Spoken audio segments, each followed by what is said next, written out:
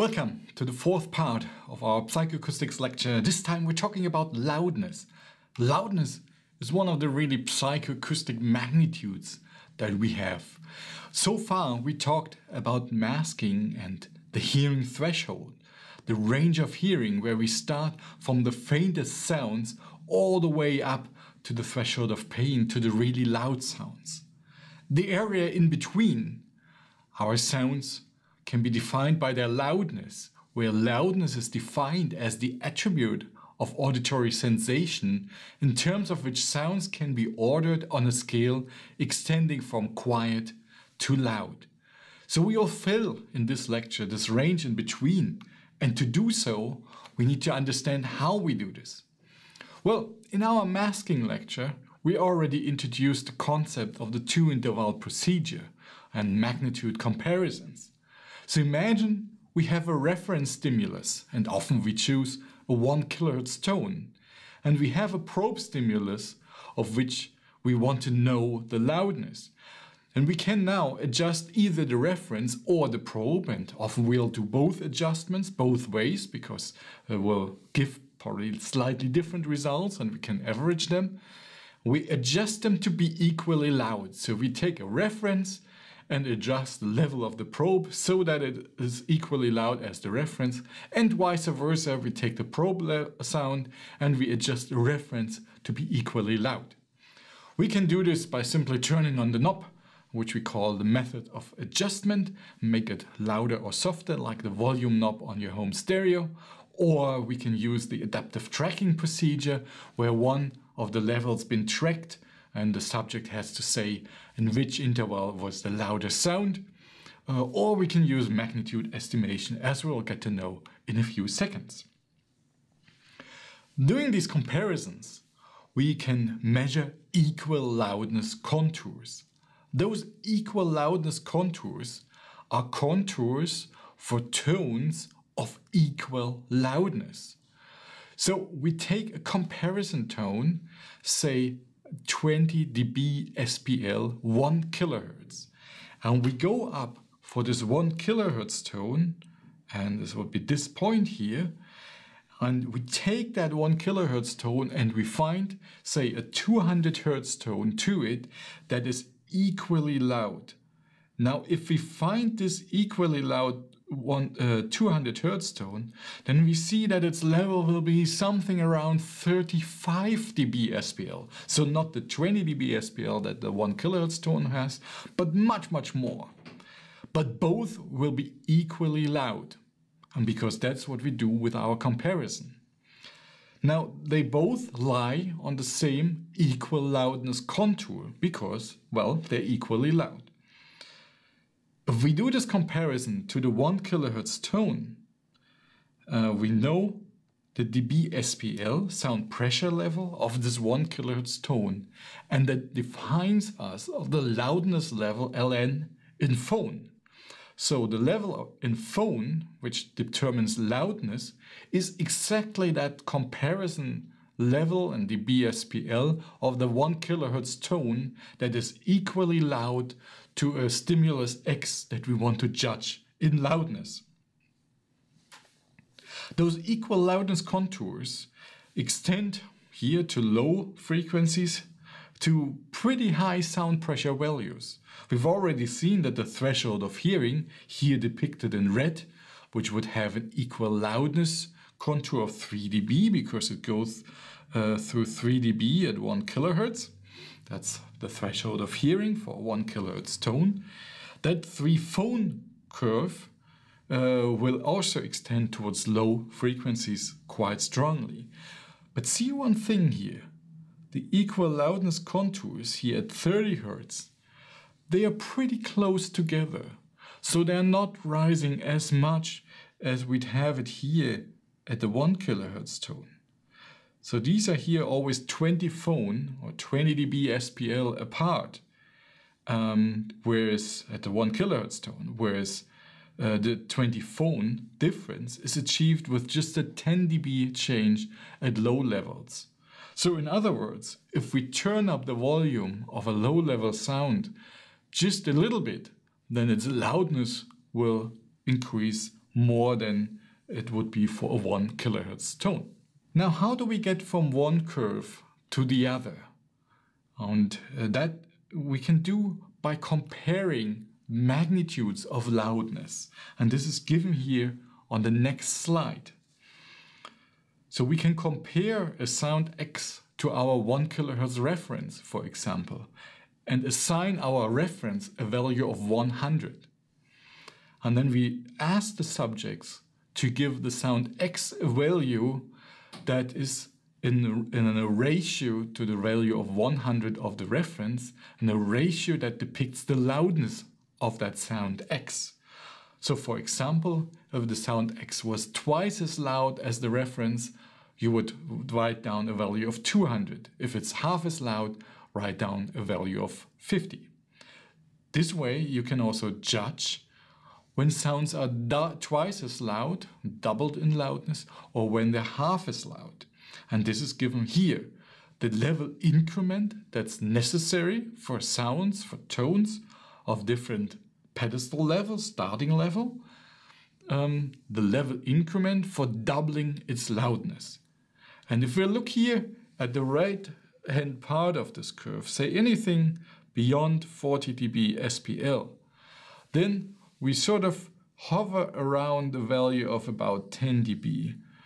And 10 dB it takes to double the loudness of the 1 kilohertz tone when you're above 40 or 50 dB SPL.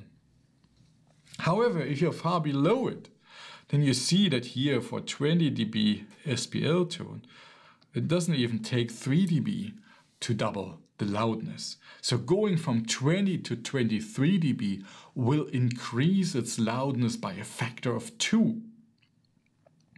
That's also depicted in the next graph, which we call the growth of loudness. So how much loudness increases as a function of the level in dB SPL of our tone. It's again data for a 1 kilohertz tone because that is our reference. If we go from 40 to 50 dB SPL, we've already seen that this doubles loudness. And this is given as the loudness in zone. So loudness per se in psychoacoustic terms is defined as a magnitude depicted in zone. Twice as loud means twice the value of loudness because it's a ratio scale.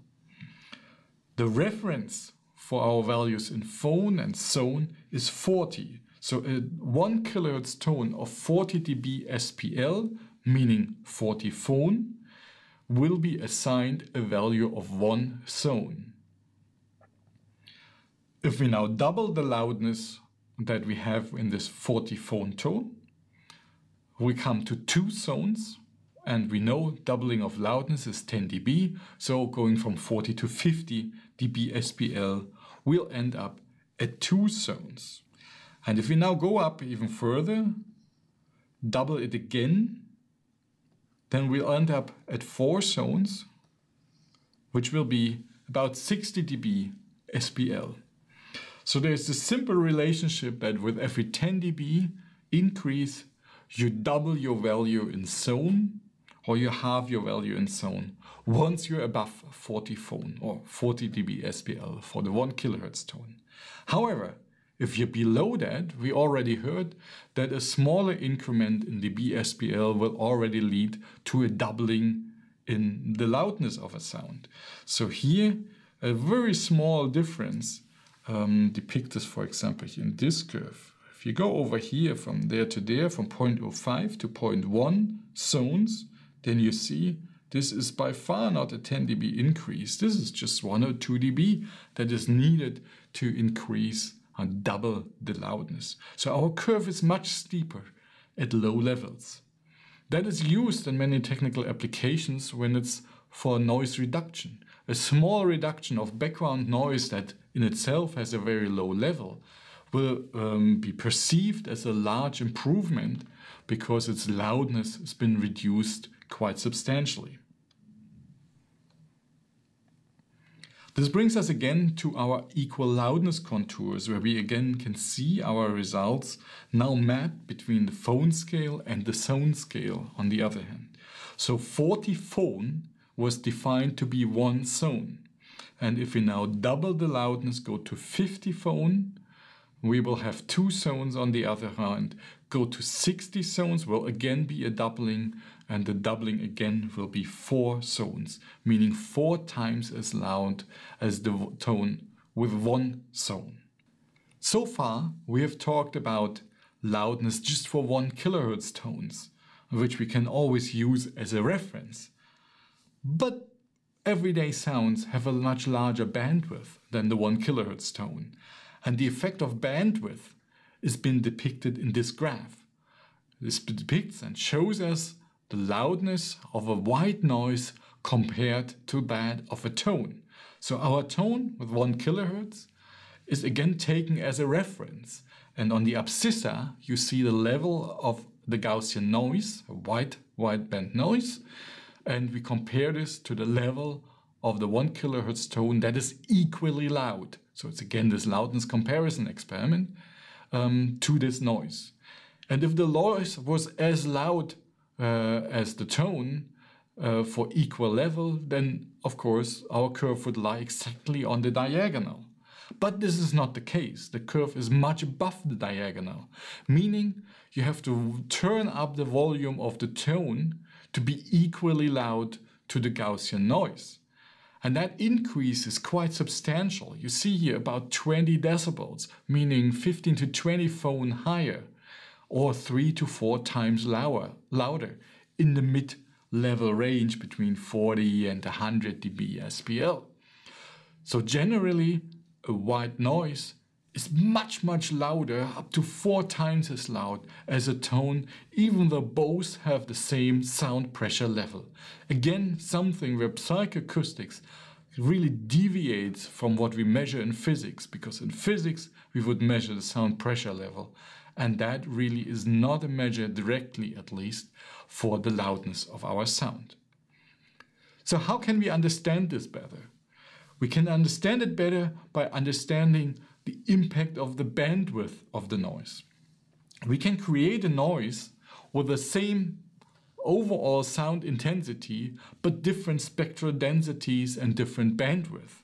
So if we increase the bandwidth of a sound, we need to reduce its spectral density to keep the sound pressure level or sound intensity level identical.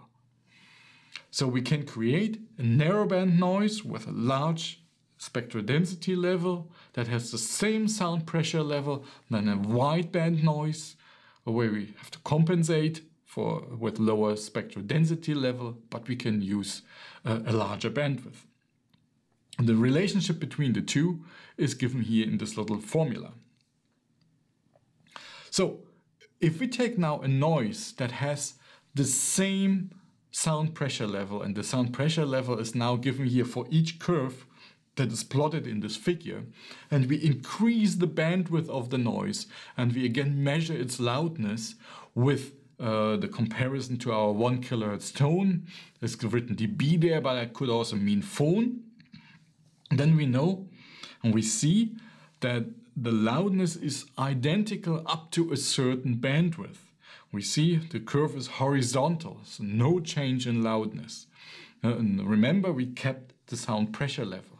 But once we exceed a certain bandwidth, then loudness increases, at least if the sound pressure level is beyond 30 or 40 dB SPL.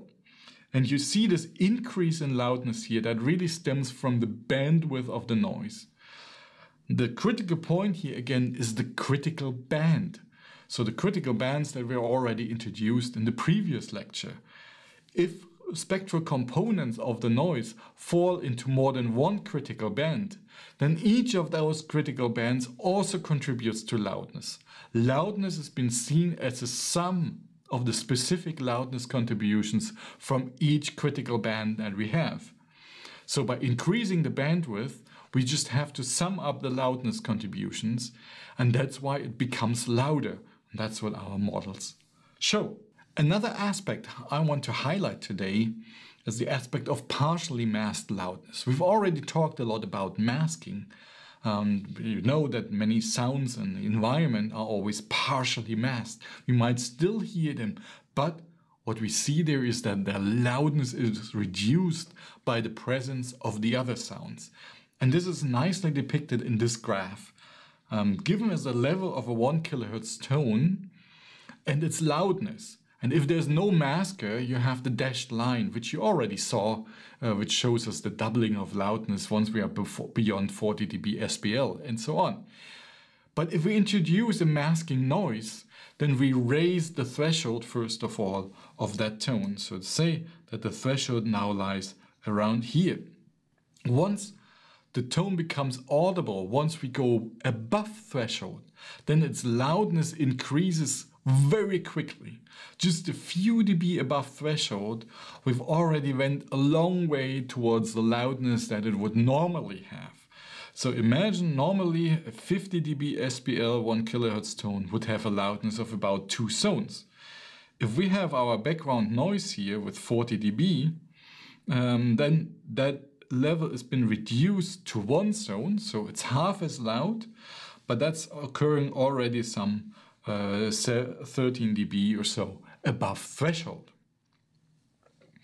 If we go to about 20 dB above threshold, then we almost approach normal loudness. So once we're beyond 20, 25, 30 dB above threshold, we have the loudness of our components as they would be without the masker being present. But just above threshold, we see that loudness increases very, very sharply. The same holds true if the masker has a higher level, that's the green curve here, for a 60 dB SPL masker. Once above the threshold, loudness increases very sharply. I also brought this as a demonstration to you, where I vary the tone's level in the noise, and I reduce the level of the tone until it starts to sink into the noise. And then eventually you're not gonna hear it anymore. Then I turn off the noise and you'll hear it again. So meaning and showing you very clearly that the loudness without the noise is much higher, the loudness of that tone, than with the noise.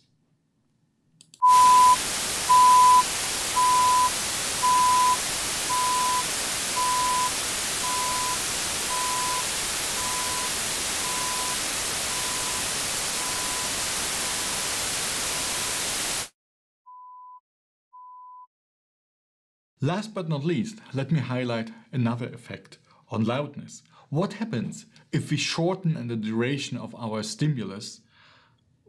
What happens with the loudness? Well, loudness gets lower, sounds get softer.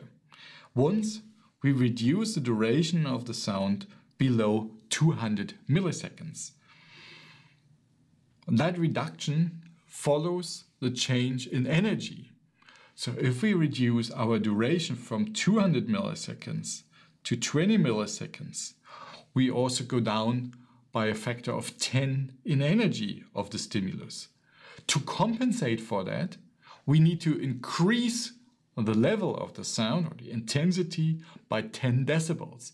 That's the same thing, and we have the same energy. So a 10 dB increase is needed for the stimulus to stay equally loud with the 200 millisecond stimulus. If we shorten it again, now to 2 milliseconds, so again a factor of 10, then again we need to raise the intensity of the stimulus by a factor of 10 or 10 dB. So in short, the auditory system seems to integrate the intensity over a 200 milliseconds window. This leads me to conclude our short lecture on loudness. To sum up, I introduced loudness to you as a ratio scale in zone. It is obtained by comparison to a loudness level in phone, by comparison to a 1 kHz tone. A 1 kHz tone of 40 dB SPL is assigned a loudness of 1 zone. That 1 zone loudness is equivalent to 40 phone loudness level. If we now start to double our loudness, then we will see that for this 1 kHz tone we need a 10 dB increase to double its loudness. So going from 40 to 50 dB SPL will double its loudness. And on our ratio scale of loudness, that will mean going from 1 zone to 2 zones. Doubling it again, making loudness quadruple, will be 4 zones, and that will be achieved at 60 phone. We looked into some spectral and temporal effects on loudness, and we saw that noise is generally wideband noise is louder than a tone due to the integration of specific loudness across the critical bands. That increase can be a factor 3 or 4 for a very wideband noise. So a noise of equal sound pressure level can be quite substantially louder than the tone. We also talked about what happens with masking, and if you have a sound that's been partially masked, so where there is a masker present, then its loudness will be reduced.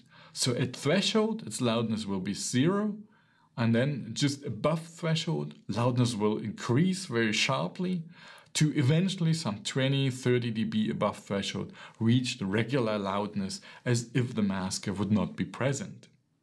We also talked about the temporal effects on loudness, and we saw that when we shorten our stimulus by a factor of 10, we also need to increase its level by 10 dB in order to keep its loudness identical, or it will be about 10-fold softer.